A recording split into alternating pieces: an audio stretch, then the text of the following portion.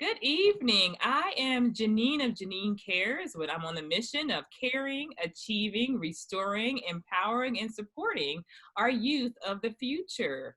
I have deemed my series Legacy Leaders, and I'm going around different places in Frederick and beyond Frederick to find legacy leaders, people that I look at and say, wow, they are really building community. They are setting up people to help others for their future. They are giving back to their community. They are really working hard. And so I am honored and privileged to be sitting here today with one of my friends and co-workers from Frederick County Public Schools who serves many, many roles and supports many, many families. And I tell you, I have had the pleasure of getting to know her this year as I transitioned from being the principal at Ballinger Creek Middle School to a member of the Student Services Leadership Team. And I got to know her through working with her restoratively and just, chatting about different experiences. And I'm honored to be able to not just say that she's a colleague, but a friend. And so we poured into each other throughout this past school year. And obviously we've gone through some things as a result of what's going on currently, but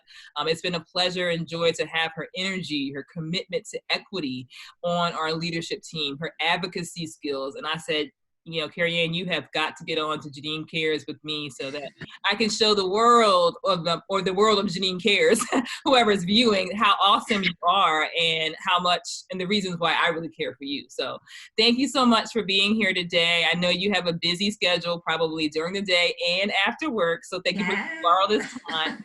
Thank you, your husband and your family for allowing me to have you. So I just want to know, tell us a little bit about your background and experiences and how you got into education. I mean, it's a field that is, commendable, but sometimes underpaid for the work that really goes into it, both physically and like emotionally and mentally. And so just how did you get there? Do you have Yes. parents that were involved in education? Like, what was your educational background growing up and what led you into giving back in the community? Well, thank you so much, Janine. It's a pleasure to be here. And I have just loved getting to know you and work with you this year. I've learned so much and I know that I will continue to do so. Um, I, m- I grew up in Kingston, New Hampshire, a small little town. And my parents were both from New York and they believed in education. My mom was a nurse, and she went to nursing school, but she never had a college degree. And my dad worked. He kind of came up trying to figure out what he wanted to do, and just ended up in business, but put himself through, had a job and worked, put himself through his college at night. So he was going to school at night while I had my older brother. And, my mom was working as a nurse in Bayside, New York. So that's where we started. And then moved up to New Hampshire, actually for a job opportunity for my dad. So, I grew up with Education Matters, and my parents, their goal was to get me to go to college. And we talked about that from day one. So I knew that there was power in education. And I ended up going to a small liberal arts college in Vermont, St. Michael's College. And after college, I got my I majored in English and thought I wanted to go into social work, or I knew I wanted to work with people, but didn't know exactly what. And I had an experience. I went into AmeriCorps and I went down to New Orleans. And there I worked in this Peter Claver parish. And I was working with senior citizens and with the community, just walking around doing like health checks, checking in to make sure everybody was doing okay. And really learned about community during that experience.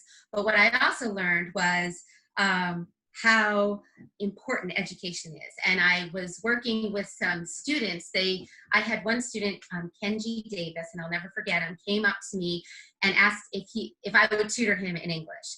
And here he was, a 14 or 15-year-old young man. And I was like, sure. So we sat down and we started, I started tutoring him, but I was taken by his story and why did he feel like he needed a tutor, and what was missing in his schooling. And he was going to public school in New Orleans, and he had a lot to say, and he felt like his teachers didn't care about him, and he felt that he also wanted to get a high school diploma and go on, but he needed some support. And so I was so impressed by that young man, and talking to more of the young people in that community, who one I still keep very close in touch with. And I would say it was them. It was their desire to, well, one, I would say it was being around young people. I forgot, here I was a graduate out of college, but being around their energy. And I was like, I want to be a part of that. So I ended up going back and getting my master's in teaching and starting that. So that's the beginning.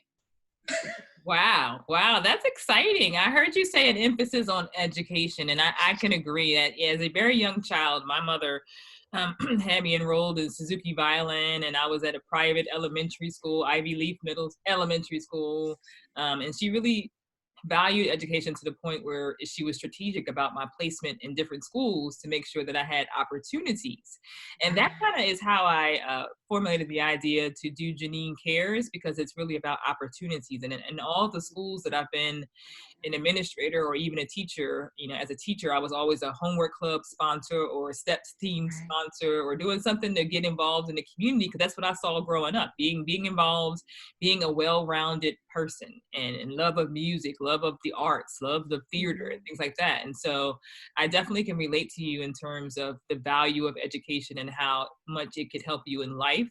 I also heard you talk about community and caring, and developing that empathy from some of the communities you worked in. And I have had the pleasure also of being able to serve in different demographics, from the affluent populations to the populations with the socioeconomic status was a little bit lower. And so I really developed appreciation, and one of the loves is working with the at-risk youth. And I know that currently you have that passion too with respect to the New Horizons program and things like that. And so education, community, and care, those are some things that also connects me and how I see your passion for that, and making sure that we all have what we need is really something that I admire about you. Mm. Well, and Jeneen, I love that, because I think we working with the youth, so often it's letting them see the power in their own narrative. Letting themselves see. It often is a conversation or a spark that needs to happen, right? And then they have it. It's within them. No one can make anyone do anything, right? But it's when the light goes off, or and I have learned more from the young people I've worked with, than I have shared, that I have taught them. And I think that's like such a key piece of community is being, we're all teachers, but we're all students, right? So like you have to go into your community and know that you're going to learn some things. You might teach a few things, but you're probably going to learn a lot more. And I think teaching and being in a school system really, it just highlights that. Absolutely. And I agree. I think that, we have informal leaders and we have formal leaders. And I think that with Jeneen Cares, my opportunity to have just about, anyone I can think of that is a community builder they're telling their story and they're teaching people through their story. And so my ideal situation would be to have all the guests from Jeneen Cares in front of students in the school buildings on a day where we're mentoring students. But with these interviews, I'm going to be able to have, a series of interviews that no matter where I go to do mentoring, I'm going to have these stories that can be shared. And so I definitely agree that it's important for us as educators or people working in the educational arena to understand the power of a story, and how, our story as an educator or as a teacher and the story of the people in front of us, whether it be the student, the staff member, the principal, really is important. It's really important in terms of relationship building and connections and getting people what they need, because you have to first seek to understand before that you can support. And I know I watch you and I observe you interacting with people, and I think that's one of your skill sets and your strengths, to be in tune with people's like needs. And if not in tune, you're going to ask the right questions to make sure that you are before you try to intervene. And that's just a gift that you have, and I think that's excellent. And that's why I wanted to bring you on to kind of share and let the world see you. Aw, thanks, Jeneen. Yeah, it's evident that your parents had a caring and kind heart, and your experiences and your work experience or your community service experiences has shaped your ability to relate and connect and understand, um, Yeah. as you're working. Well, and I mean, to be honest, though, I've also had some, it's been a growing, a learning experience. And I will say that I didn't, I had a really hard time with my first year of teaching, and an extremely hard time. And I remember sitting on the steps. I was in Washington, lived in Washington, D.C., and I was going to teach at Wilson High School. And I was reading the Washington Post, and it was talking about how we can't retain teachers. And I read one of the new teachers, and she said how she just didn't feel supported and da da da. And I sat on that step and I said, that will not be me. That will not be me. Right. And yet I went into my first year of teaching, and it blew my mind. I had it. I am still learning from that experience. Right. And so, one of the big take homes for me was the support in the school. And I feel like now, this is quite a few years ago, but now we're so much better. You have a mentor teacher, you have someone to go to. I had an amazing colleagues, but no one had time. No one had time. And I feel that, I look back at that senior class that I taught, and I hold them close. And because I know that I did not give them what they deserved, because I was not able. I was trained, but I didn't have that practical hands-on experience. And so they also taught me a lot. But so it is interesting how, a good heart and wanting to help goes, but you also have to be trained. You have to know your community. You have to ask the tough questions. And I was working in a very diverse school, and although I was open to diversity, I was a young white woman in that classroom with 18-year-olds, and majority were male.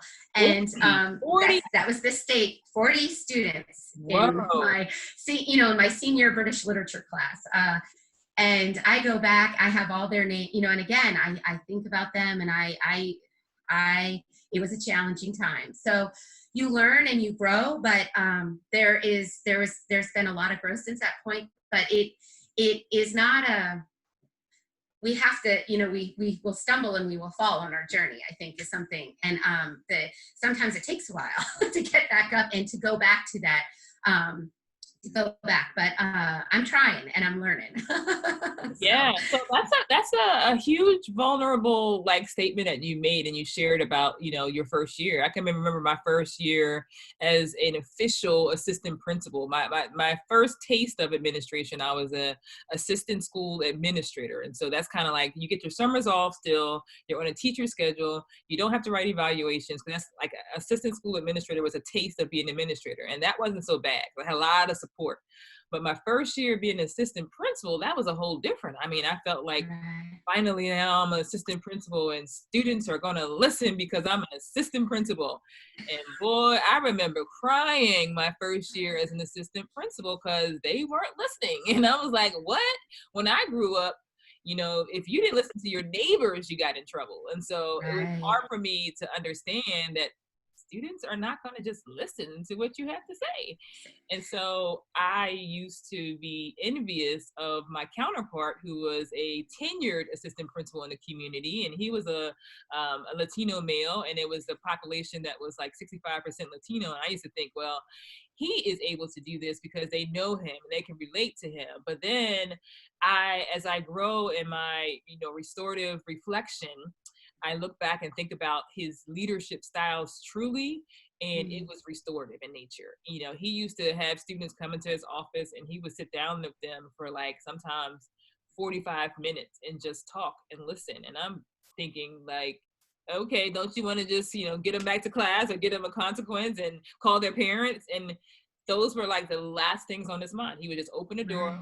have them sit down for a while, and they would just sit there for a while, and then eventually he would talk. And so he was a skilled administrator that was in tune with the fact that, one, students have to cool off after they encounter some kind of trauma, or Yes. conflict, right?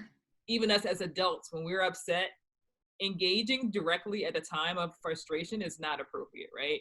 And so that was one thing that I learned. And then listening. People want to just get out what they want to say. And a lot of times in our schools, students get in trouble or they miss an opportunity to meet an expectation. And the first thing they do is get reprimanded rather than somebody listening and saying, what happened? What were you Right. thinking? What was the impact of what you were thinking?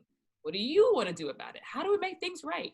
And those are the effective questions that people can use to help a student reflect before you tell them what they're supposed to do. Because 99% of the time, maybe not that high, but most of the time, people can come to a place where if you give them the time to really think about the whole interaction, they can kind of get to a place where they can tell you what they should have done, why they didn't do Right. what they should have been doing. And that was one of my favorite. What are you thinking back in one of my first elementary school or middle schools?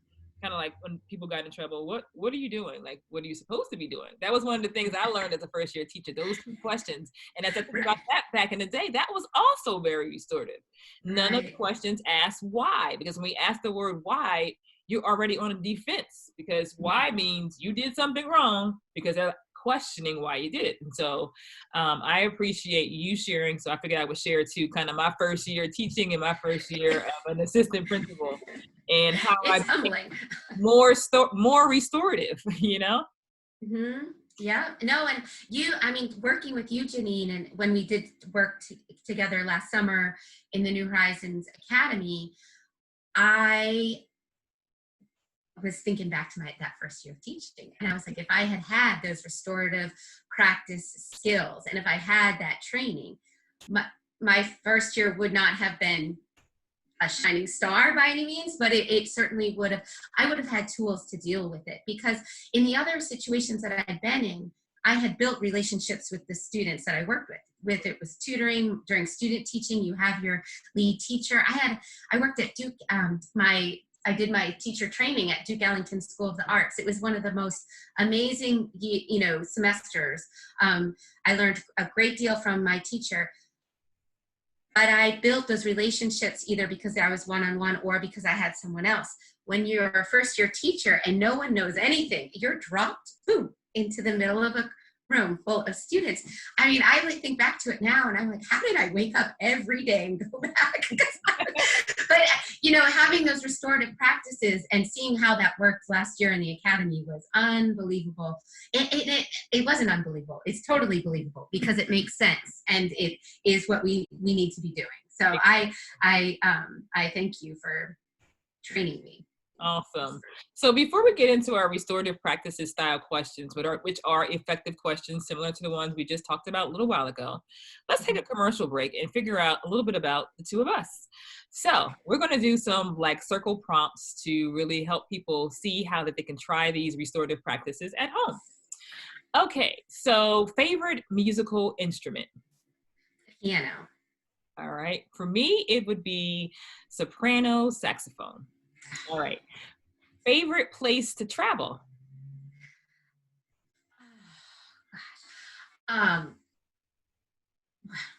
that's, well, everywhere. Janine. There's so many places I haven't gone, but because New Orleans is on the mind, it was actually, my family, we were all going to go back, and it would have been the first time I was going to go back since living there as Yeah. a 22-year-old, and we're supposed to be going next week, and so that is canceled. So I'm going to say New Orleans for now, in hopes that it happens in the future.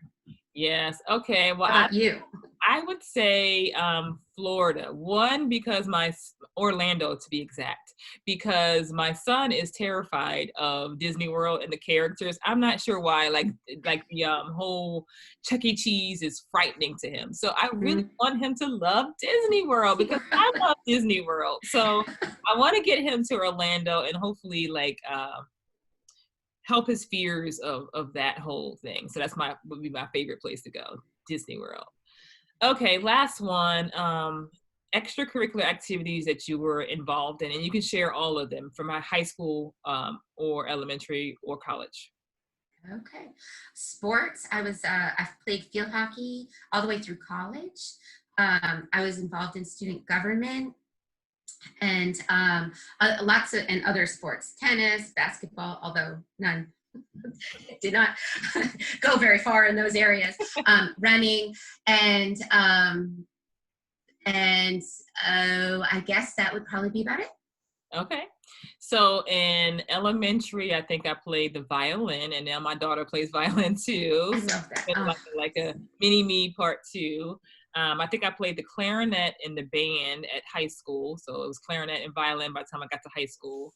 And then I also ran track in high school. So that was fun. And I was on like the student government. I was on the executive council. And so besides being on the leadership team as a senior at Girls High in Philadelphia, I was able to sit on the front row because if you were on the leadership team at graduation, you got to sit on the front row as well. So being that I got taller in the senior year of high school, I was like thinking I was going to be way in the back, but the leadership team was able to sit on the front row. So that was pretty cool.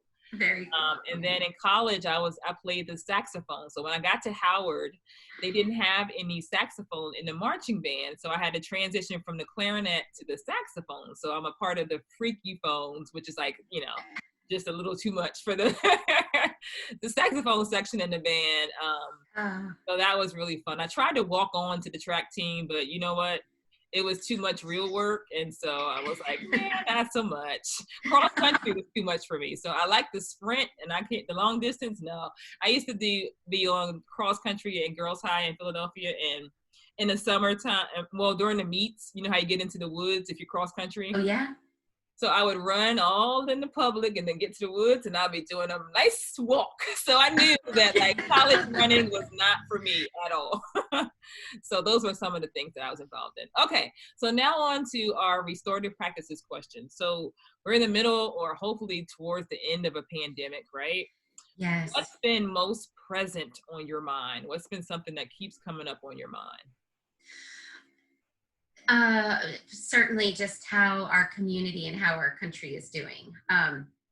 In my role as homeless education program administrator and my close work with the community liaisons, my job is to support families and to ensure that they have everything they need to have success in their success at school. So on March 13th, when we closed schools, our school safety net went away, physically went away. And we had to figure out as the Department of Student Services, as well as the county, how we were going to not only teach our kids, but make sure that they were doing okay. So, we've all heard very stories that are very challenging circumstances. And so along with that, it's also how are we going to heal and how are we going to provide for families and continue to give students opportunities that are going to lift them up. I would agree. Yeah, definitely. And in our meetings, we're always talking about, how we're going to help, how we're going to transition back. What are we doing now? Lots of concerns about, just I wonder when, those uncertainty questions have been pretty pressing. What's been the hardest thing for you? Oh, I would say that we don't have the physical, we're not seeing students, I guess in the last couple of weeks, we started Google Meets and such, and certainly counselors have been able to log on and see students. But so much of my work is done by working with, I'm in central office, but I'm working with my McKinney-Vento liaisons, homeless liaisons in the schools, and they are seeing the students, and we're not able to do that. So I have to say that we have done a great job, and we are connecting with our students, but a day is long, right? So what can happen in a day? What can happen in 2 days? What can happen in a week? And the hard part is that when school is in session, we see those kids for 7 hours a day and more, right? And the weekend comes and everybody needs their break, but we're back there and we're ready to see them on Monday. And this is just a whole different way of operating. So I'm a people person. I like to see people. Kids lift me up. My colleagues lift me up. So I would say just not having the physical has been challenging. Yeah, I would have to agree. I'm fortunate and appreciative of the fact that we can work from home, but yeah, those personal connections are something that is really, truly, truly missed. What about, a lot of things are not in our control. We're guided by the directions to keep us safe, to keep others safe. Mm-hmm.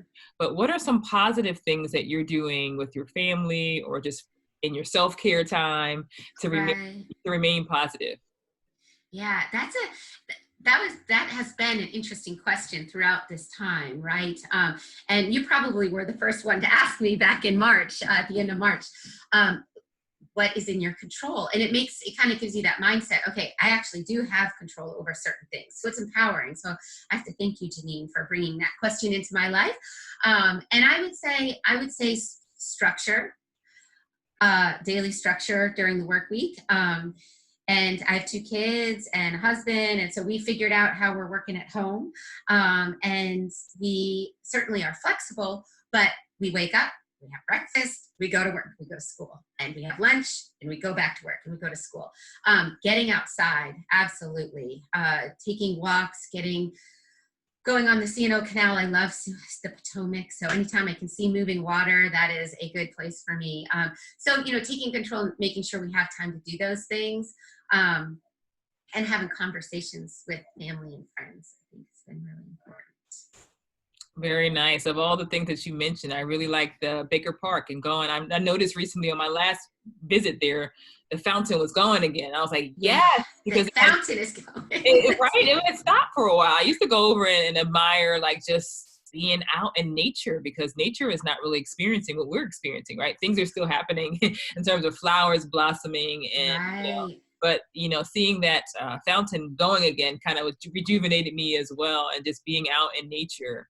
And so when I'm present there and really like observing, I'm taking pictures of like the birds. I'm taking videos of like hearing the birds chirping. It's like a whole new appreciation of life and living has been brought about in this time for me of crisis. You feel like you Yeah. focus on the priorities in your life and what's really, really important. And you're grateful for the positivity and energy that's of things that are just naturally a blessing, right? Mm-hmm. So last question, and I appreciate all of your answers.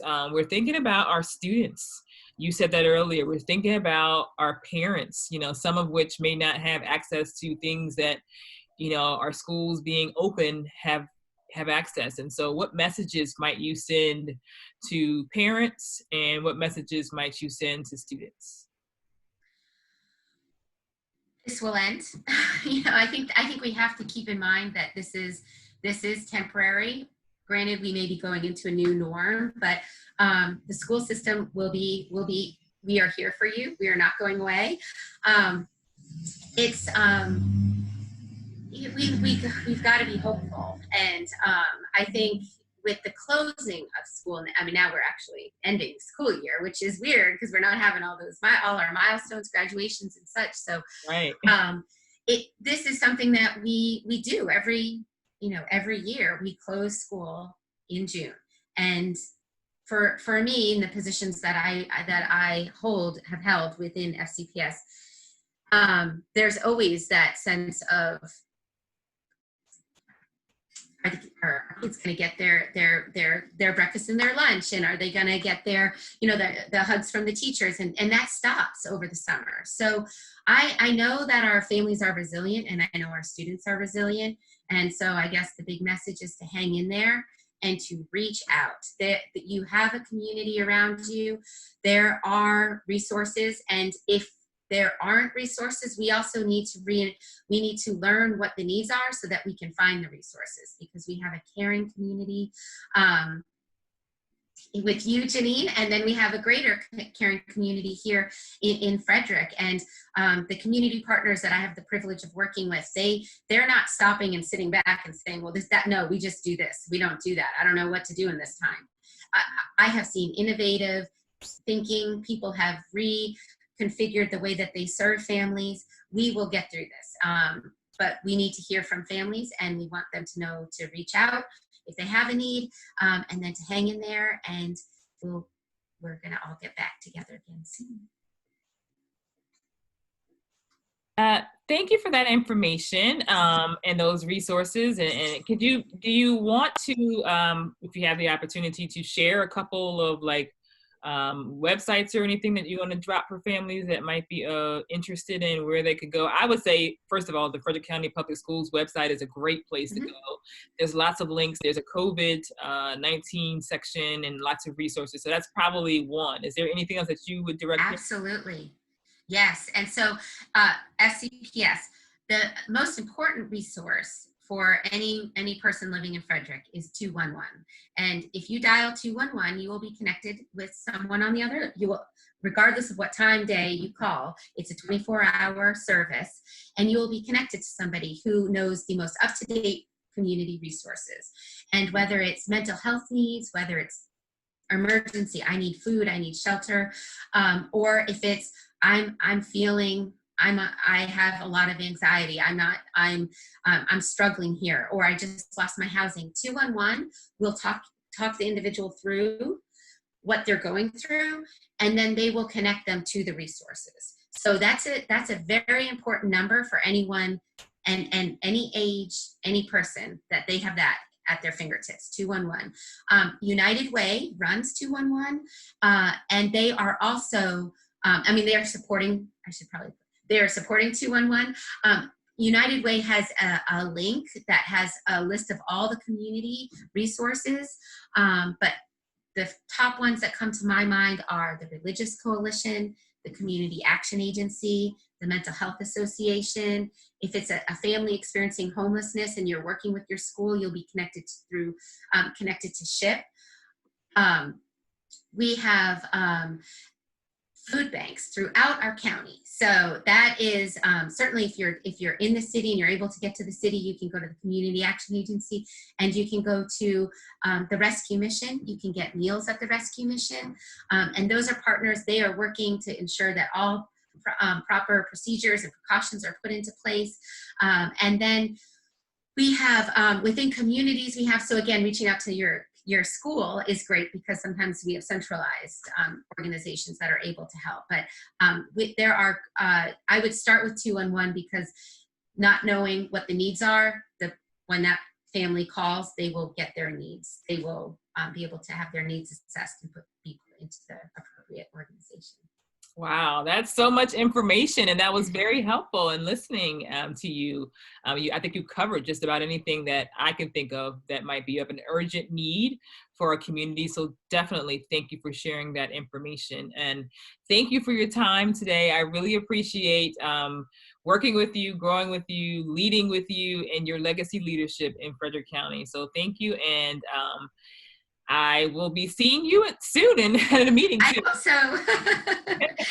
Okay, thank you so much, Jeneen. It was a pleasure to talk with you. All right, thank you so much as well. Again, this is Jeneen of Jeneen Cares, where we're caring, achieving, restoring, empowering, and supporting our youth of the future. If you have a legacy leader that you know in your community that you want to celebrate, please invite them to check out my YouTube channel, Jeneen Cares. That's JENEEN Cares. And invite them to email me at janeencares@gmail.com. Thank you.